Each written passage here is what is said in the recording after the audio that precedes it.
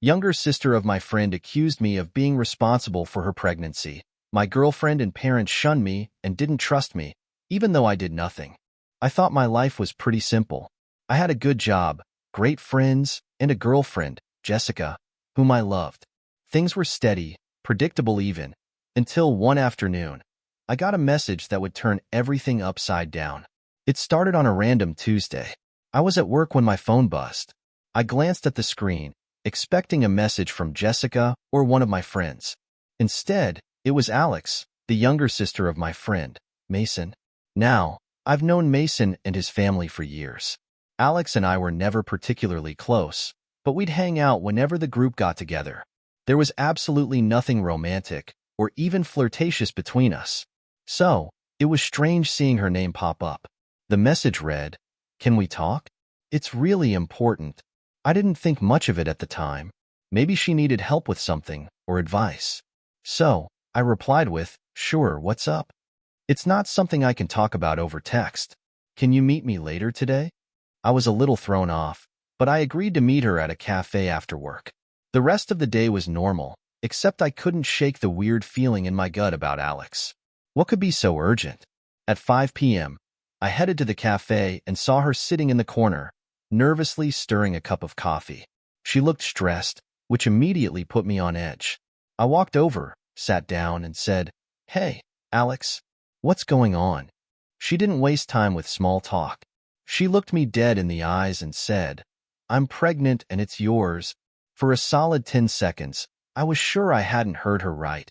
There was no way she could have said what I thought she said. I blinked, trying to process, but my brain wasn't cooperating. "What?" I finally managed to get out. "I'm pregnant, and you're the father," she repeated, as if she hadn't just dropped a nuclear bomb on my entire existence.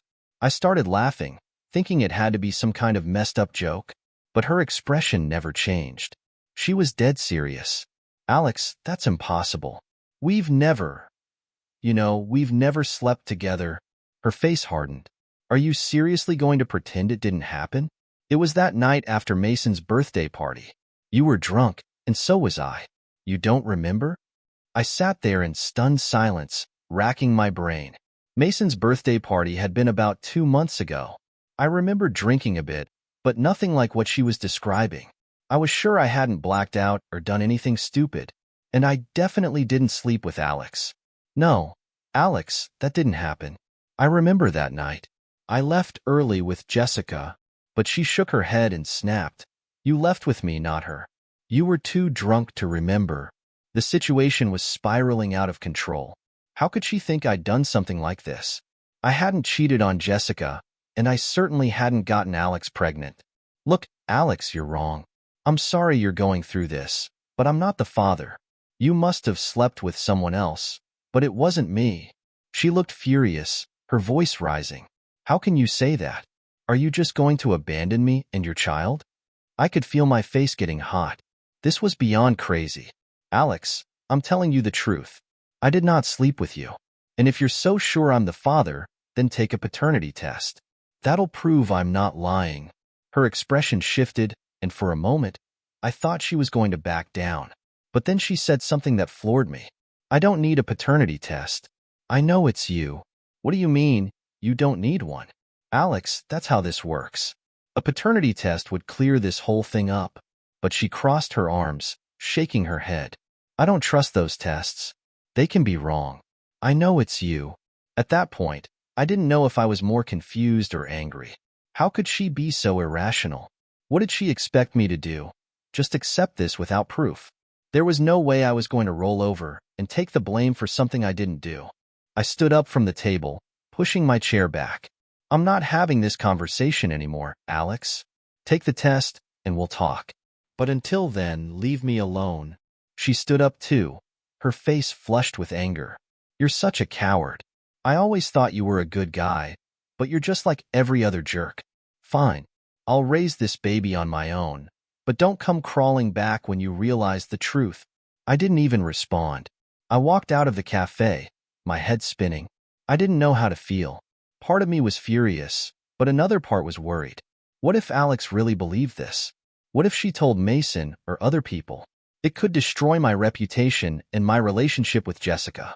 I got in my car and immediately called Mason. He answered on the second ring. Hey man, what's up? Mason, we need to talk. It's about your sister. There was a pause on the other end. Alex? What about her? I took a deep breath. She just told me she's pregnant and says I'm the father. There was a long silence before Mason spoke again, his voice low. What? Exactly what I said, man.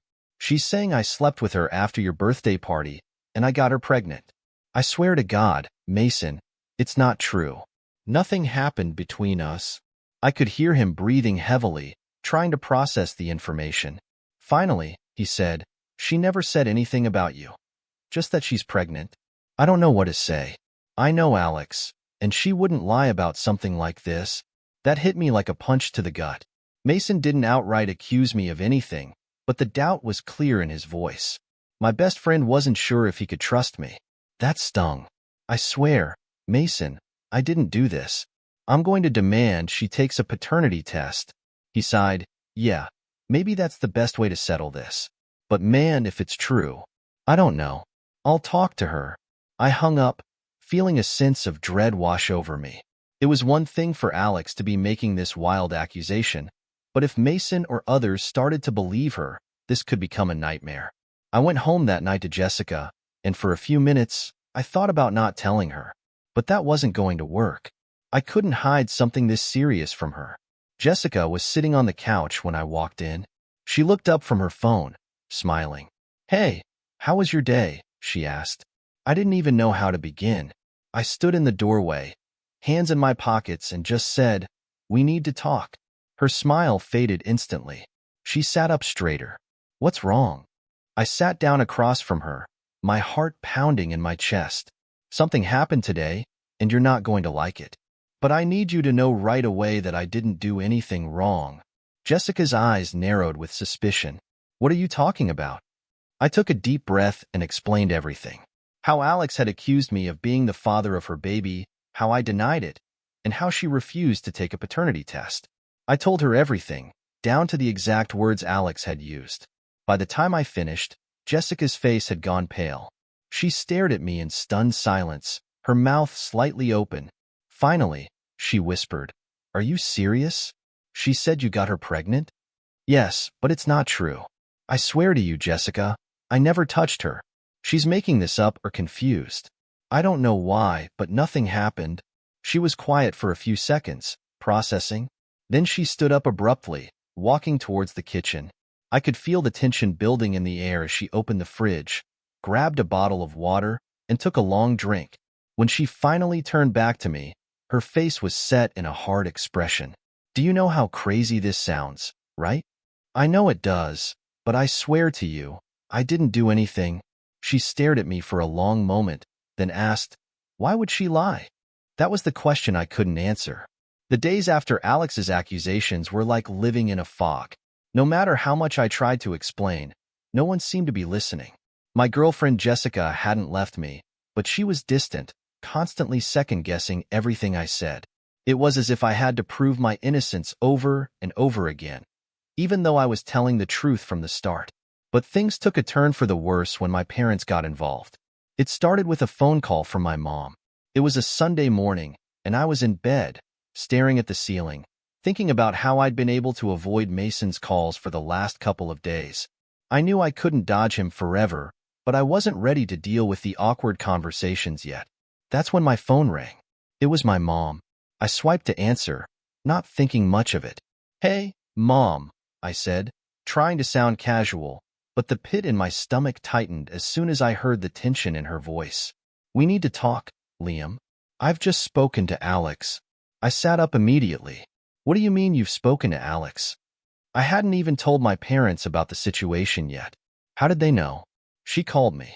She told me everything. My mom's voice was thick with disappointment, the kind of tone that made me feel like a child who'd just been caught doing something horrible. Mom, listen. Nothing she's saying is true. I didn't do anything with her. But my mom wasn't listening. Liam, we raised you better than this. How could you do this to her? To your own child? My blood ran cold. She had completely bought into Alex's story. Mom, please. There is no child. I didn't sleep with her. She's wrong, or she's lying, I don't know. But you can't just believe her without any proof. Proof? My mom snapped. Liam, you don't need proof when a girl comes forward and says you're the father of her baby. That's all the proof we need. I couldn't believe what I was hearing. My own mother wasn't giving me the benefit of the doubt. She wasn't even considering that Alex might be mistaken. Mom, she's refused to take a paternity test. Doesn't that tell you something? But she wouldn't budge. Liam, paternity tests aren't always accurate, and they can be manipulated. We've known Alex for years. She's a good girl. She wouldn't lie about something like this. I felt my hands clenching into fists, frustration boiling over. Mom, I'm telling you the truth. Nothing happened between us. Your father and I think it's time you take responsibility. You've made a mistake, and now it's time to fix it. At that moment, it hit me like a ton of bricks. They weren't going to listen to me. They had made up their minds, and no amount of pleading was going to change that. Mom, I didn't make a mistake because I didn't do anything. She's lying. I couldn't keep the anger out of my voice. There was a long pause before she responded, and when she did, her voice was icy cold. You need to come over. We're having a family meeting. Your father and I need to talk to you about what comes next. My heart sank. I knew this wasn't going to go well, but I had no choice. I agreed to meet them later that afternoon. Later that day, I pulled up to my parents' house, dread weighing heavily on me. I hadn't even told Jessica where I was going. She'd been suspicious of me for days now, and I just didn't have the energy to deal with her concerns at the moment. I walked up to the front door and let myself in, greeted by the familiar scent of my mom's cooking. Normally, that smell would have been comforting, but today it felt like I was walking into an ambush. My dad was sitting at the kitchen table, his face stony, his arms crossed over his chest. My mom stood by the stove, her back to me. There was an uncomfortable silence as I stepped inside. Sit down, Liam, my dad said without looking at me. I sat at the table across from him, feeling like a kid again, about to be scolded for breaking a rule. But this wasn't about some childhood mischief. This was serious. We've talked to Alex, my dad began, his voice heavy with disapproval, and we've decided that it's time you step up and be a man about this. Dad, let me finish. He cut me off. You've made a mess, and now it's your responsibility to clean it up. We're not going to let you run away from this. If you don't take care of that child, you're no son of mine. I felt like I'd been punched in the gut. What do you mean? You're threatening to disown me? My dad leaned forward, his eyes burning with anger. Yes, if you don't take responsibility for that child, you are not a part of this family anymore. Your mother and I won't tolerate this kind of behavior. You either step up or you're out. I couldn't believe what I was hearing. They were willing to throw me out of their lives over something that hadn't even happened. Dad, I didn't do anything.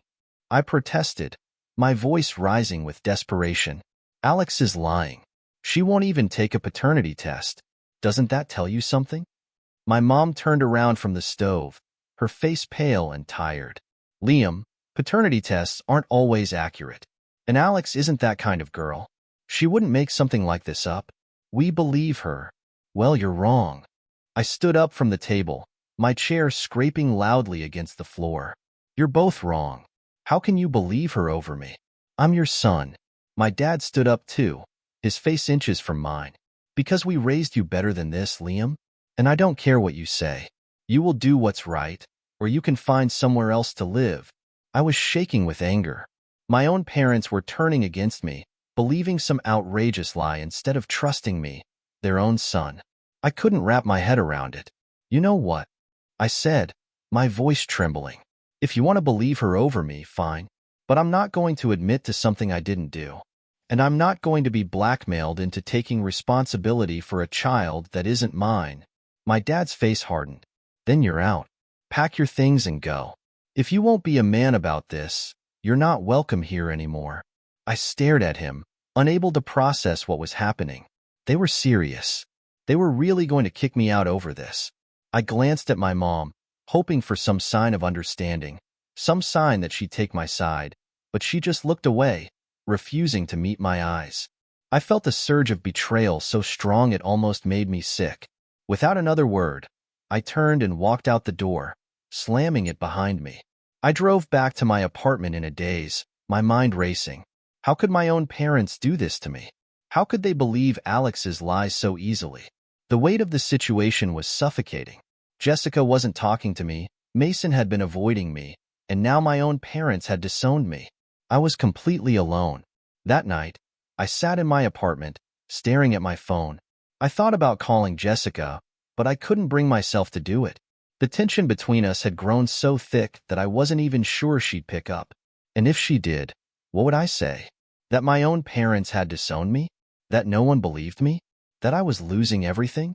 I ended up sitting there, letting the darkness settle in, my thoughts spiraling out of control. How had my life fallen apart so quickly? Just a few weeks ago, everything had been normal. Now, my life was a wreck. I kept replaying the conversation with my parents in my head. I couldn't understand how they could side with Alex so easily, how they could turn their backs on me without even giving me a chance to prove my innocence. It made me question everything. Maybe they had never really trusted me. Maybe they had always been waiting for me to screw up, and this was their excuse to finally cut me off. I knew I had to do something. I couldn't let Alex's lies destroy my life. I needed to find a way to prove that I wasn't the father, that I wasn't responsible for her baby. But how? The answer hit me suddenly, as clear as day. I needed to talk to Alex again. She was the only one who could clear this up. If I could get her to admit the truth, everything would be fixed. It was my only option. I grabbed my jacket and keys and headed out the door. I was going to confront Alex once and for all. I arrived at Alex's apartment building, my heart pounding in my chest. I wasn't sure what I was going to say or how I was going to get her to admit the truth, but I had to try. I couldn't let her lies destroy my life any further. I knocked on the door, and after a few moments, Alex answered. She looked surprised to see me. "Liam? What are you doing here?" she asked, her voice wary. I stepped inside without waiting for an invitation. "We need to talk." She closed the door behind me, crossing her arms defensively. "About what?" "About the baby," I said, my voice hard. "About this lie you're spreading." Her eyes flashed with anger. "It's not a lie. You're the father and you know it." I shook my head, trying to stay calm. "No, I'm not. I don't know why you're doing this, but it needs to stop. You need to tell the truth, Alex." She scoffed, turning away from me. "I don't have to tell you anything. You're the one who's running away from your responsibilities." My frustration boiled over. "You won't even take a paternity test. That's all I'm asking for. If I'm the father, fine. I'll step up. But I'm not going to take the blame for something I didn't do." Alex spun around, her face twisted with rage. "You're just like everyone else, aren't you? Always looking for a way out. Well, guess what? You're not getting out of this one." Her words hit me like a slap in the face. It was like she had already decided I was guilty, no matter what I said. "Alex, this is insane. You're ruining my life, and for what? What do you get out of this?" She glared at me, her jaw clenched. "You don't get it, do you? I don't care if you believe me. I don't care if anyone believes me. I know the truth, and that's all that matters." I stared at her, realizing in that moment that there was no reasoning with her. She was committed to this lie, no matter what. After my explosive confrontation with Alex, I knew the situation wasn't going to magically fix itself. I tried reasoning with her, talking to my parents, and even pleading with Jessica to believe me.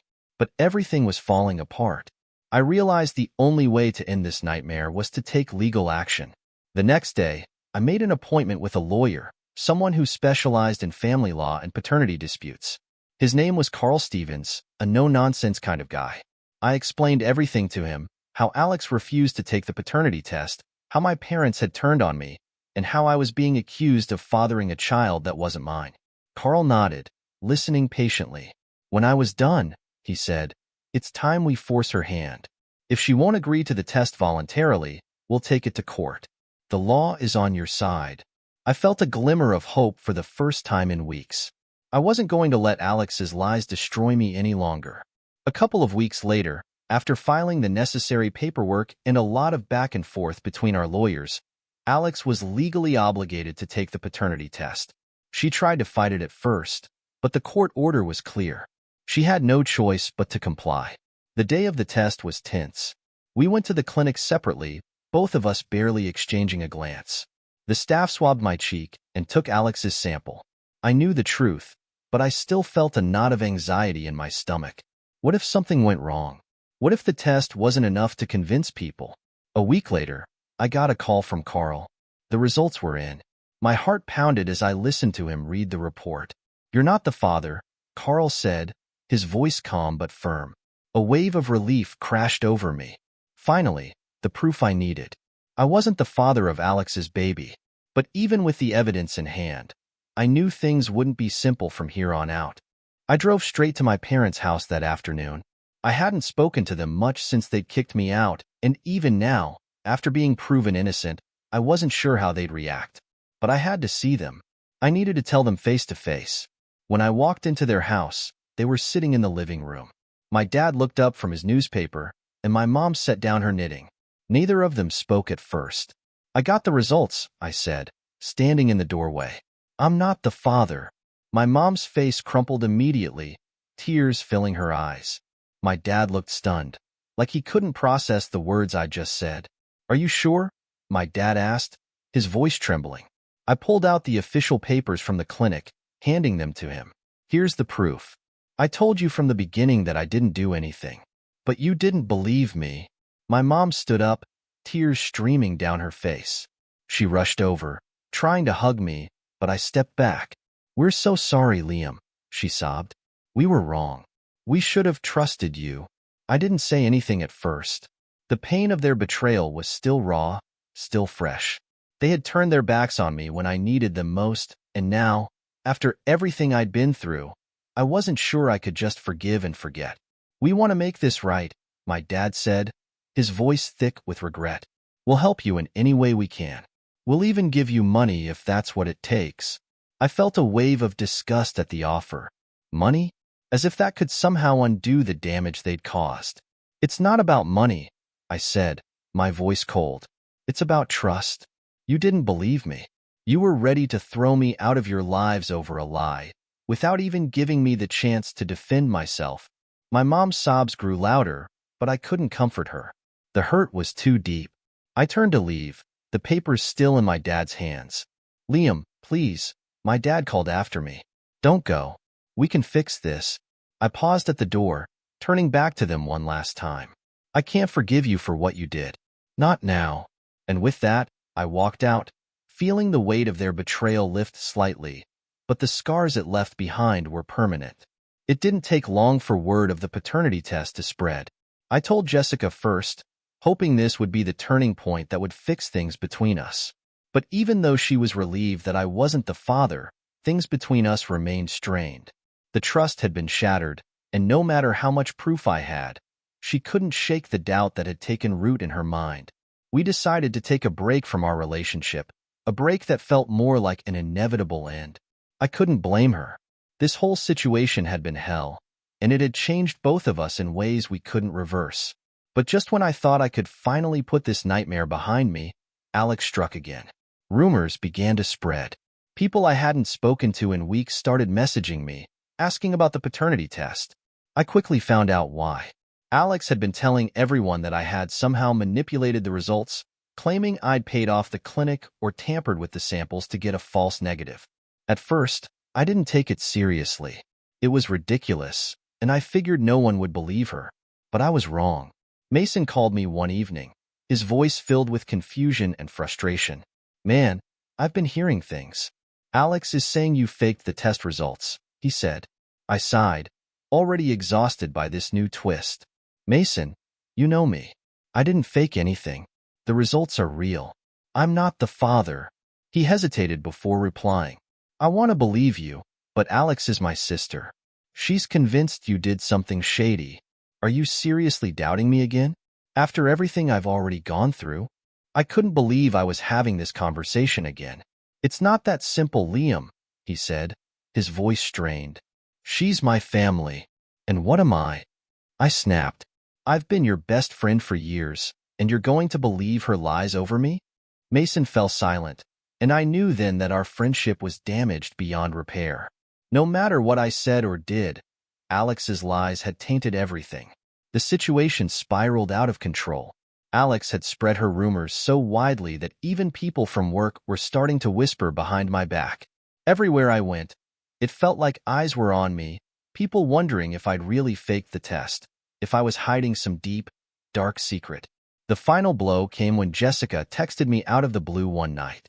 "We need to talk," the message read. I knew what was coming. We met at a cafe, the same place where this whole mess with Alex had started. Jessica sat across from me, her face filled with a mix of sadness and resignation. "I don't think we can keep doing this," she said, her voice soft but firm. "There's just too much doubt. Too much has happened, and I don't know if I can trust you anymore." I stared at her, my heart heavy. "Jessica, I've told you everything. I've proven that I didn't do anything." She shook her head, tears brimming in her eyes. "It's not just about the test, Liam. It's everything. The way people talk, the rumors, the lies.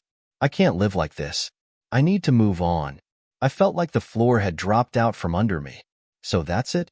After everything we've been through?" She nodded, her face full of regret.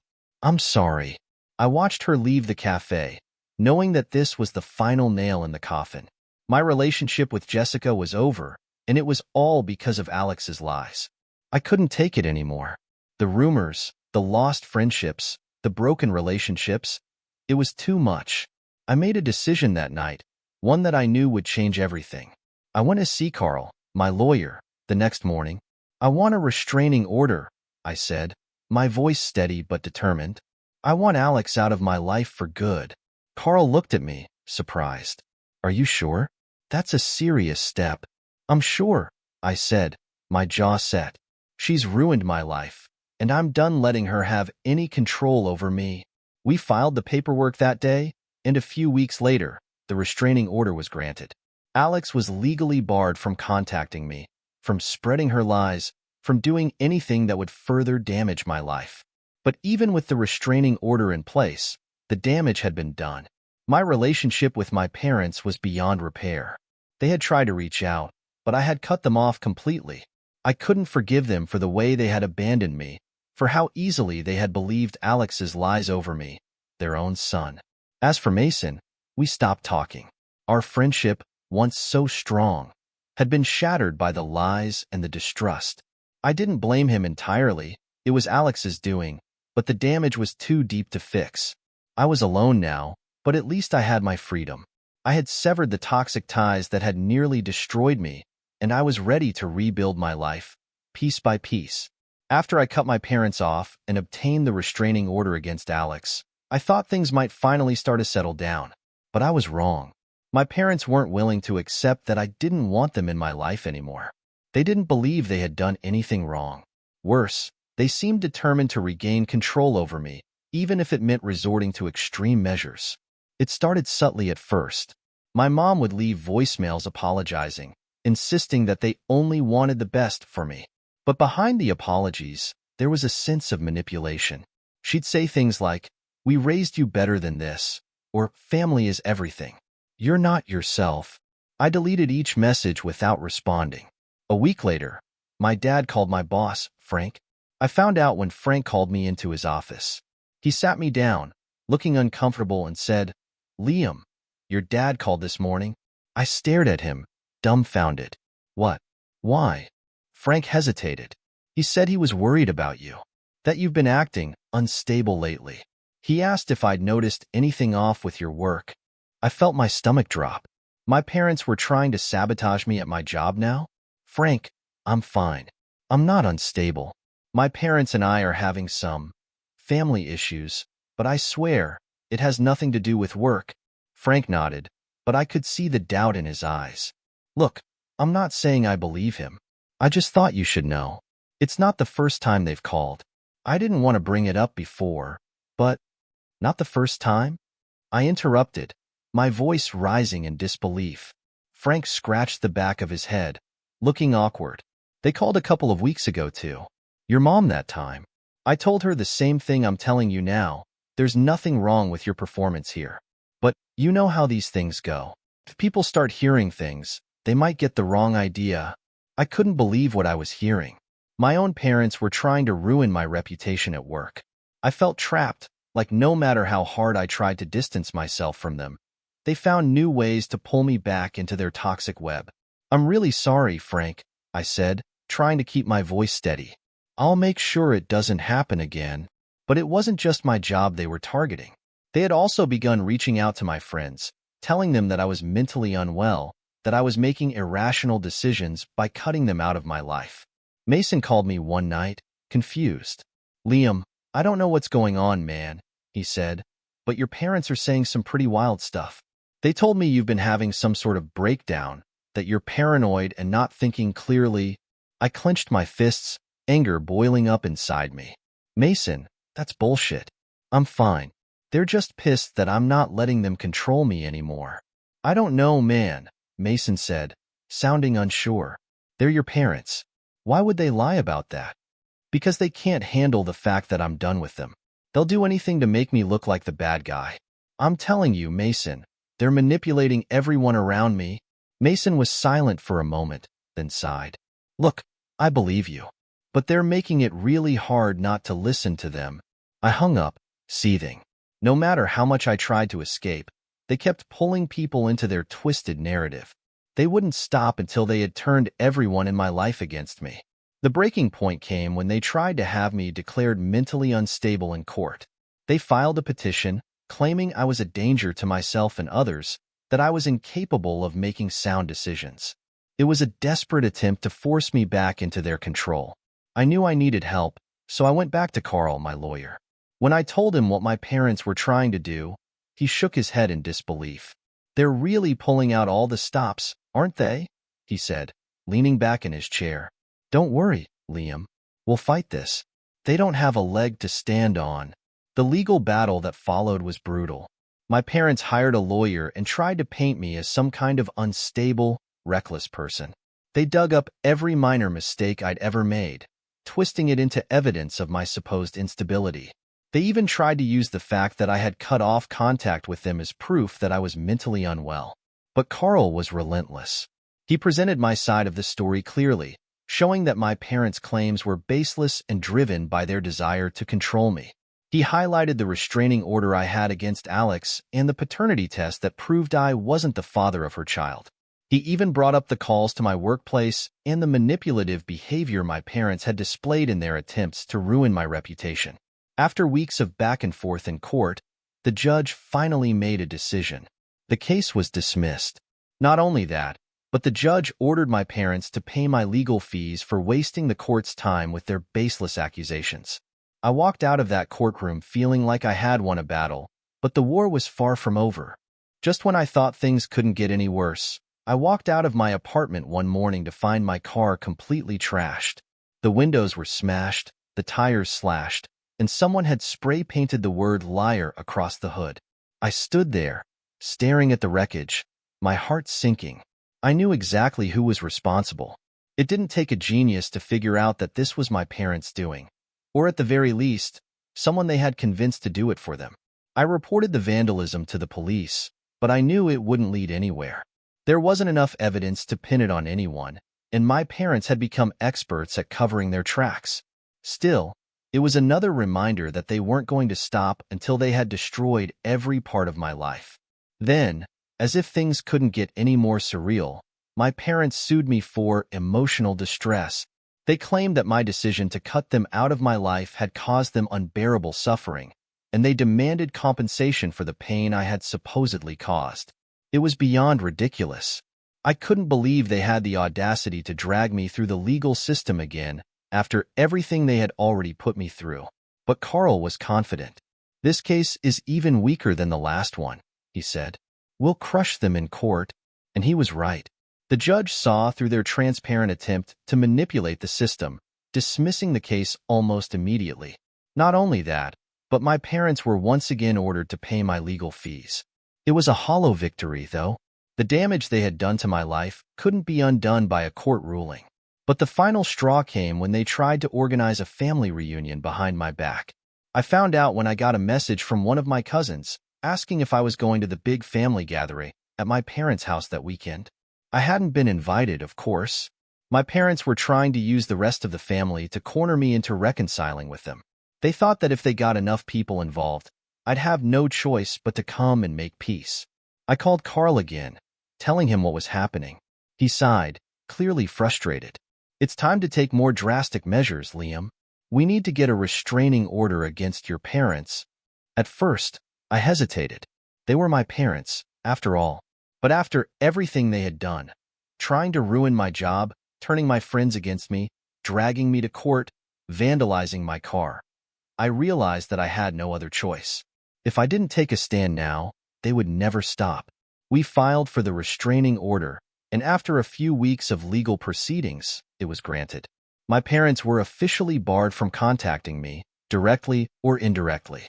If they tried to call me, email me, or reach out through anyone else, they would be in violation of the order. It was a bittersweet victory. I had won the legal battle, but at the cost of my family. I knew that I could never have a normal relationship with my parents again. They had crossed too many lines, done too much damage. There was no going back. In the weeks that followed, I began to feel a sense of peace that I hadn't felt in a long time. For the first time in months, I wasn't constantly looking over my shoulder, waiting for the next attack. I wasn't dealing with rumors, legal battles, or sabotage. I started focusing on rebuilding my life, one step at a time. I moved to a new apartment, away from the place that had become a battleground. I reconnected with a few friends who had stood by me through everything, and I started going to therapy to work through the emotional scars my parents had left behind. It wasn't easy, but I knew that I had made the right decision. Cutting my parents out of my life had been one of the hardest things I'd ever done, but it was necessary. I couldn't let their toxicity destroy me any further. And slowly, I began to find a new sense of normalcy. I started a new job, met new people, and for the first time in a long time, I began to feel like I was in control of my own life again. The pain of losing my family was still there, but it didn't consume me anymore.